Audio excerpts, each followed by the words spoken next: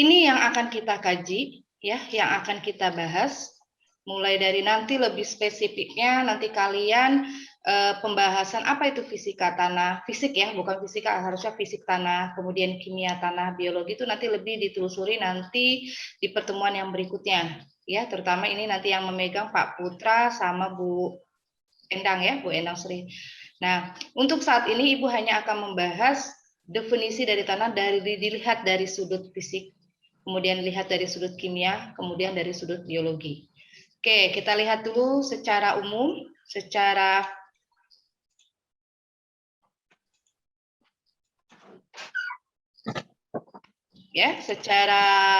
umum ya, atau kata istilahnya pedologis, ilmu pedologis, bahwa tanah itu adalah suatu tubuh alam yang terbentuk akibat natural force terhadap natural material, ya, terhadap suatu kejadian yang alami dengan material-material yang sudah tercipta, yang sudah diciptakan oleh Tuhan.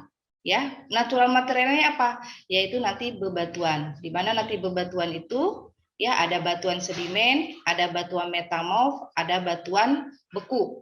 Ya, pengenalan ini mungkin di pelajaran SMA, geografi dan lain sudah mengenal kan, ada batuan beku. Nanti batuan beku juga ada berdasarkan jenisnya, berdasarkan kejadiannya. Nanti ada batuan beku vulkanik, ya, ada batuan beku yang bersifat masam. Ya, dia biasanya kalau yang asam itu dia mengandung kandungan SiO2-nya lebih dari 50%, sekitar 50% ke atas. Ada batuan beku yang bersifat intermediate dalam arti netral, kemudian juga ada yang bersifat basa. Jadi di dalam batu-batuan itu nanti mengandung banyak kandungan unsur hara.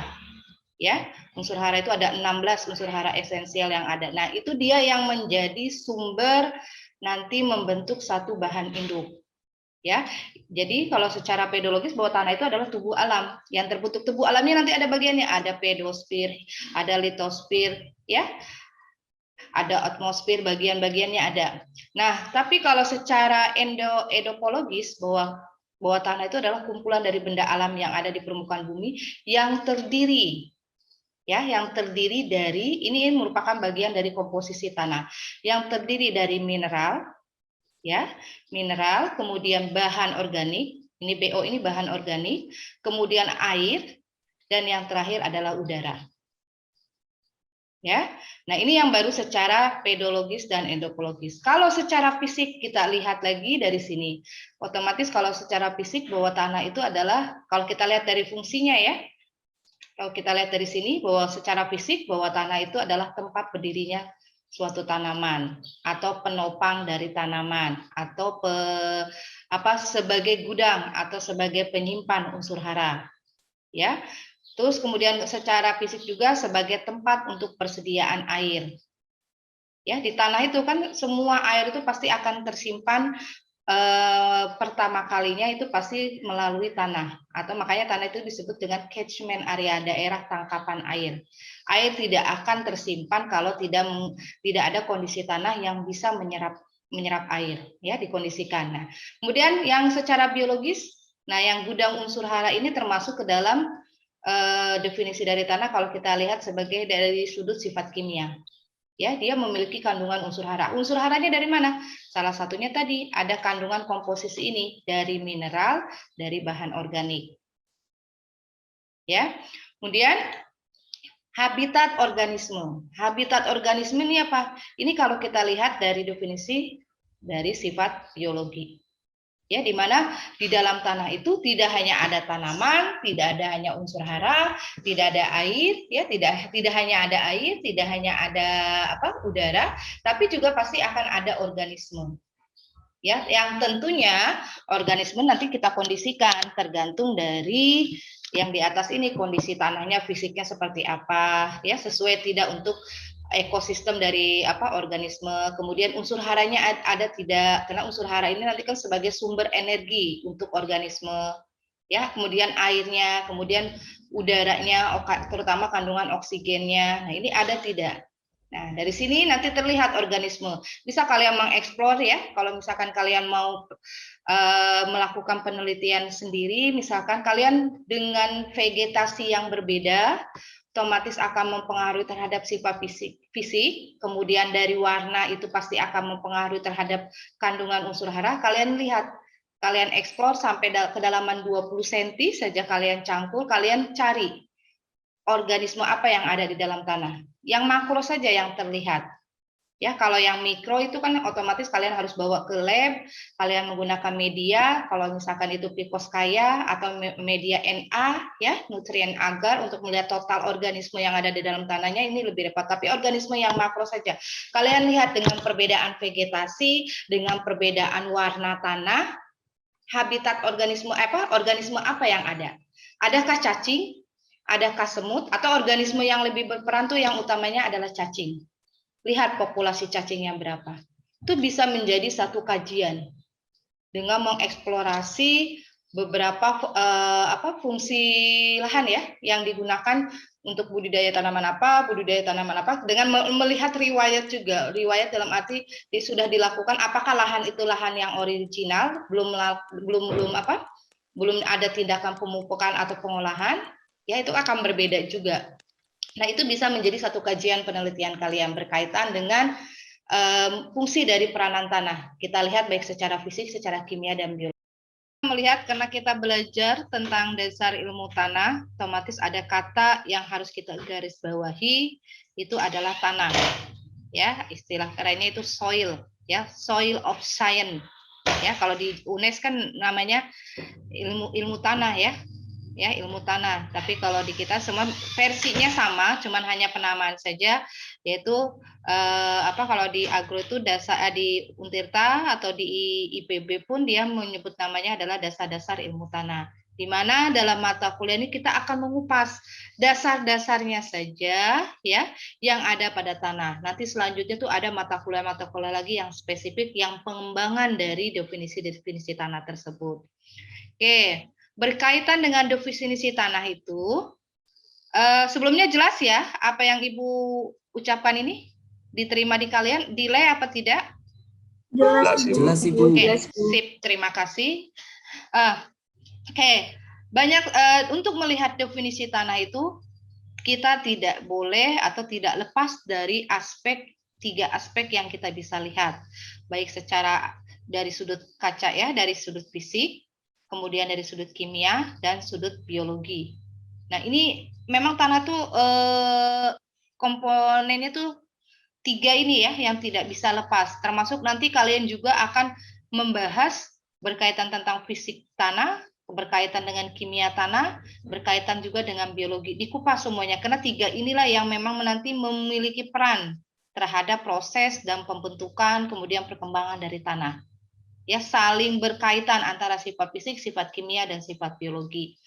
Nah, kita lihat dulu apa sih itu tanah. Nah, definisi tanah itu ada kalau secara pedologis, ya ilmu pedologis itu bahwa tanah itu adalah tubuh alam yang terbentuk akibat dari proses natural force atau natural material, ya di mana ada suatu faktor dari kejadian ada salah satunya weathering tadi, kemudian adanya bahan material atau bahan yang bersifat alami yang sudah ada di permukaan bumi.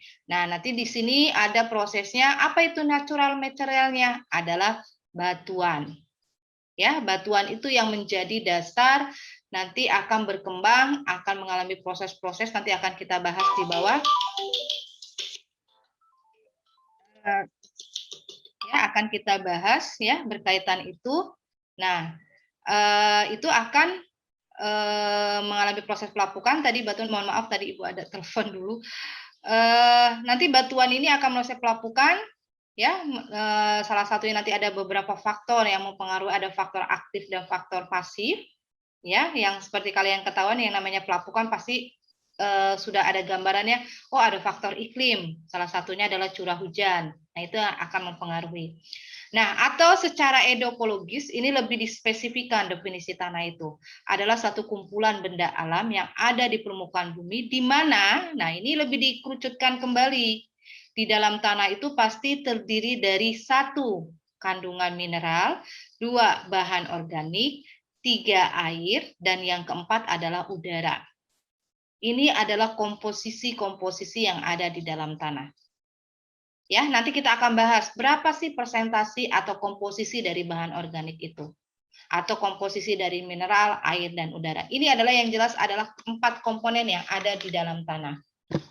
Ya, kita lihat dulu peranan tanah. Sebenarnya kalau peranan tanah, kalau ingin kalian menjelaskan peranan tanah, itu bisa kalian jelaskan dari sisi fisik, sisi kimia, dari sudut kimia, kemudian dari sudut biologi. Kalau secara fisik, fungsi tanah atau peran dari tanah itu adalah otomatis dia tempat berdirinya tanaman, yaitu sebagai media tanam kan.